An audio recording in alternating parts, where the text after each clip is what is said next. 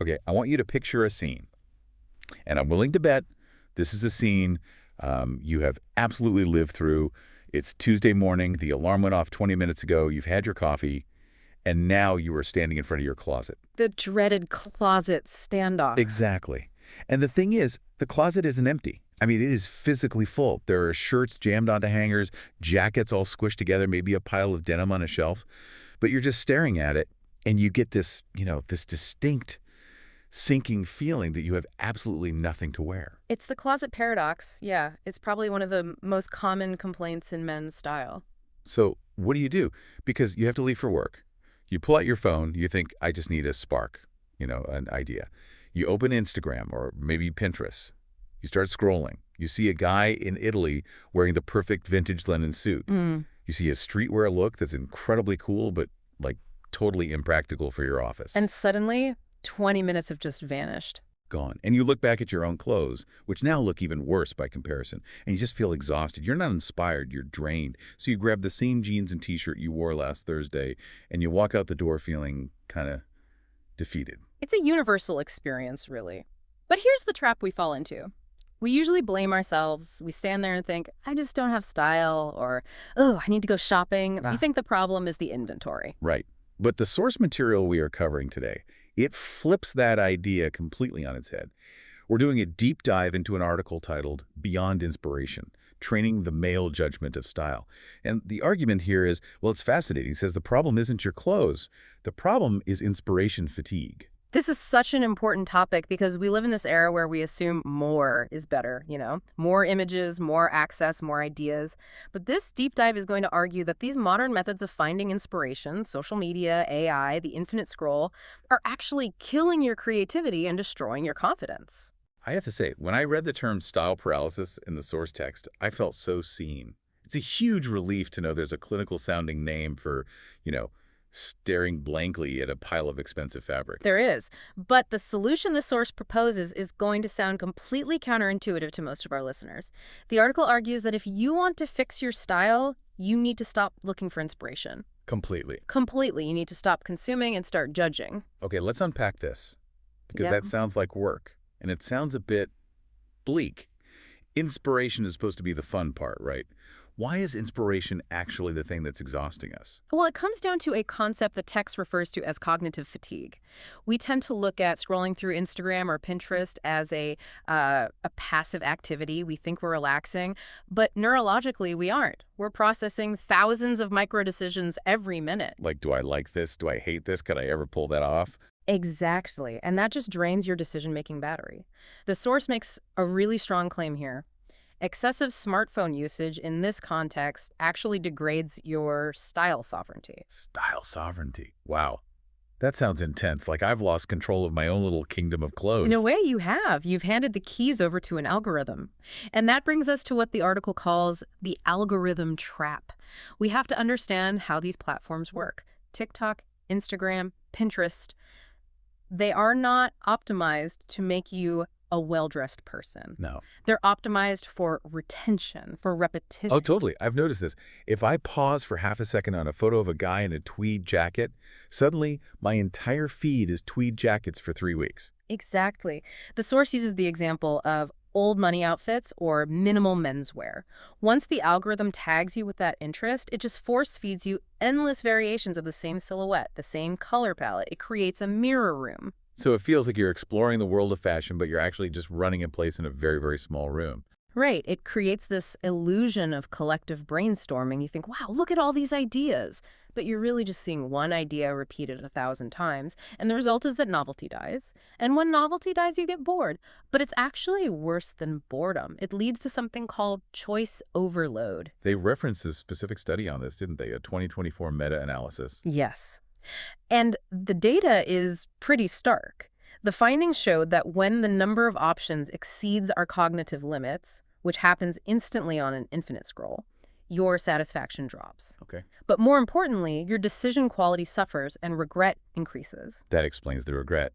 You buy something because you saw it online, but because you saw 5,000 versions of it, you're not even sure if you like it anymore. You're just overwhelmed. Exactly. It's what psychologists call counterfactual thinking. When you have infinite choice, you always assume there was a better choice you didn't make. So instead of feeling empowered, you feel paralyzed. The source calls it style paralysis. You save hundreds of photos to a board, but you still wear the same 3 outfits because your brain just shuts down.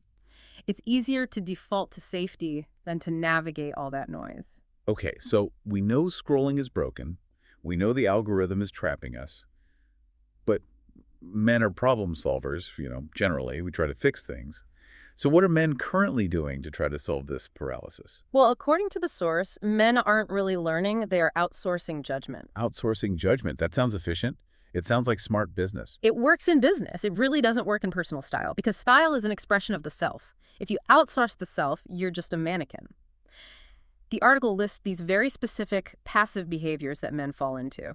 You mentioned Pinterest earlier, boards titled Old Money Outfits Men. Guilty. Or watching YouTube videos titled 10 Outfits Every Man Needs. Also guilty. I always watch those and then realize I own 0 of the 10 things they're talking about. And the new one, which is really fascinating, is using AI prompts. ChatGPT, build me an outfit for a first date. I haven't done that yet, but I was tempted. It seemed so easy. Hey, computer, dress me. Why is that bad? Because the source argues that this replaces the internal decision-making process with an external authority. You aren't developing taste, you're just following instructions. You're painting by numbers. And there was one detail in the data regarding search terms that I found just absolutely hilarious. Oh, the socks The socks thing. The source mentions that data shows men use social platforms less for genuine creative exploration and more for specific granular validation. Yeah. The top search example was best colorful socks. Best colorful socks. That is so specific. It's like, I want to be crazy and expressive, but please tell me exactly which safe, pre-approved version of crazy I should buy. Precisely. It's risk mitigation. It's the same as asking your partner, does this look okay? You aren't asking, does this represent who I am?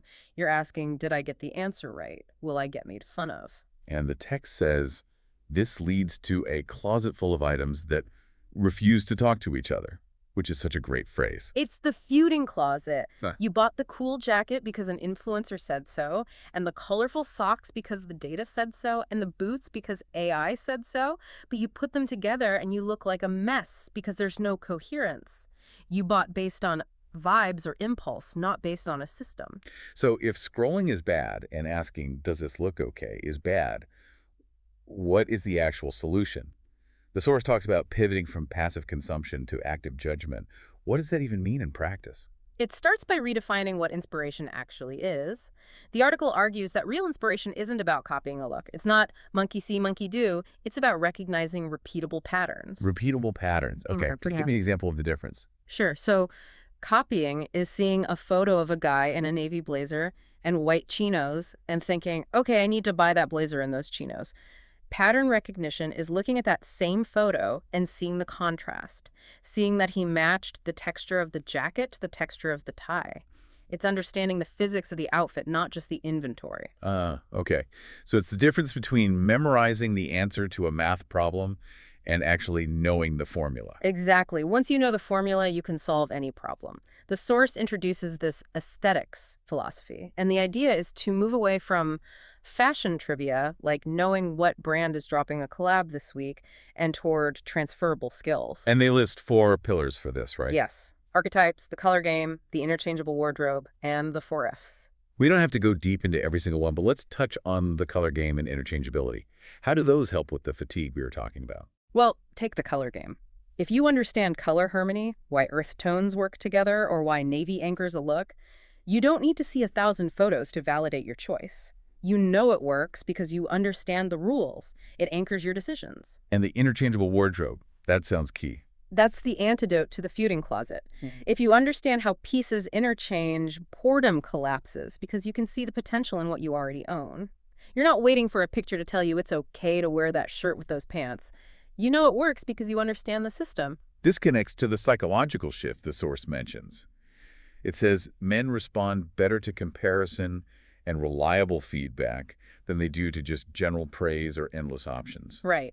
We like to know the score. We like to know why something is a win or a loss. The goal is to turn style into a trainable skill. That's a huge mindset shift. Most people think style some kind of magical talent. You're either born with it or you're not. Right. The source says, no, it's a muscle. You just haven't been to the gym. Okay, so let's go to the gym. The source details a specific way to train this muscle. It's this aesthetics gaming experience. It's basically gamifying the process of getting dressed. It is. And it uses some really smart behavioral psychology levers. It takes the passive act of looking at clothes and forces it to be active. The first feature they describe is called rate the outfit.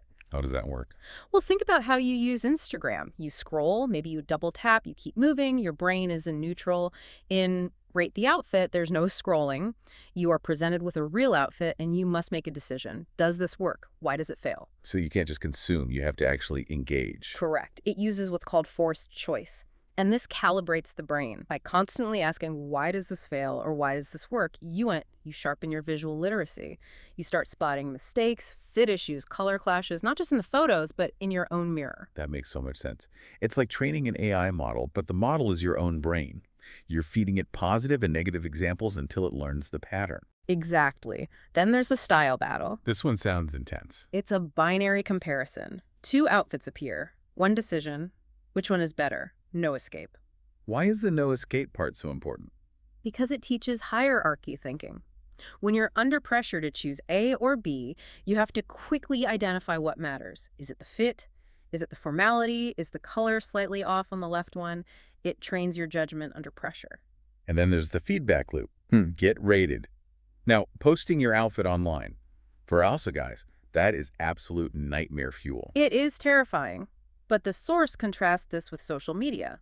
On social media, you're chasing empty likes. It's cheap dopamine. If you post a photo and your mom likes it, that doesn't tell you if your pants are too long. True. You look handsome, sweetie, is not constructive criticism. It feels good, but it doesn't help me dress better. Exactly. This system offers accountability.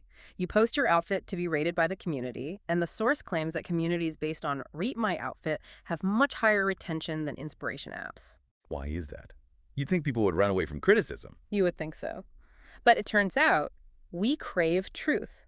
This system exposes blind spots. If 10 strangers tell you your shirt doesn't fit in the shoulders, you can ignore it. It's a feedback loop. You learn, you adjust, you improve. It turns style into a game where you can actually level up. And the final piece of this gaming experience is the wardrobe builder. Which is all about moving from shopping for shopping's sake to systems thinking. The rule is, a piece only earns a spot in your virtual or real wardrobe if it unlocks multiple outfits. I love that. So it's not just, do I like this shirt? It's, does this shirt give me 5 new combinations? Right. It forces you to think about utility and coherence, not just novelty. So if someone is listening to this and thinking, okay, I'm tired of the scroll, I want to train my eye, what does the path look like? The source outlines a specific success path. It does. It's treated almost like an onboarding for a new job. Yep. Step 1 is the Male Confidence Index. It's a survey to set a baseline. You need to know where you're starting. Know your stats. I like it. Step 2 is discover your style. This is about finding your archetype. Are you rugged, refined? You need a North Star. And then? Then you enter the active training ground. Rate and get rated. You start judging others to sharpen your eye, and you submit yourself for feedback to find your blind spots. There was a funny note in the source about bragging rates. Yes, I loved this. It said that once you get rated and earn your win, then you go to social media to brag. But not before. You don't post for validation. You post to celebrate a victory you already earned through the system. That's a powerful shift. You're not asking the world, am I cool? You're telling the world, I know this works. And that ties back to the core mantra of the source. Style isn't found, it's trained. Style isn't found, it's trained. That's really the key takeaway here, isn't it? We spent this whole time talking about how exhausted we are from looking for style, as if it's an object hidden in a store or on a Pinterest board. And the reality is it's a skill set. It's like learning a language or learning to cook. You don't get better at cooking by just looking at photos of food on Instagram. You get better by chopping onions and tasting the sauce and realizing, oh, this needs more salt. So to summarize where we've been today, we started with that feeling of nothing to wear, despite a full closet. We diagnosed it not as a lack of clothes, but as a lack of judgment, fueled by algorithms that trap us in these loops of sameness. And we looked at how the usual fixes outsourcing our case to influencers or AI just make us more passive and confused. They weaken the muscle. And finally, we looked at the solution, active judgment. Using tools and frameworks to train your eye, compare options, and actually understand why an outfit works. It's about taking back that style sovereignty. Here's a final provocative thought for you to chew on as you go about your day. The source really drives this home, but think about it in your own life. If you feel like you have seen it all, you've scrolled every hashtag, followed every account, but you still feel uninspired, perhaps the problem isn't the close. Perhaps the problem is that inspiration without judgment is just noise. That's it. If you can't judge why something is good, seeing more good things doesn't help you. It just deafens you. So next time you have 5 minutes to kill and you reach for your phone, Okay. maybe don't just scroll. Look at what people are wearing around you. Make a decision. Does it work? Why? Stop scrolling and start deciding. Train the muscle. Thanks for listening to this deep dive. We'll see you next time.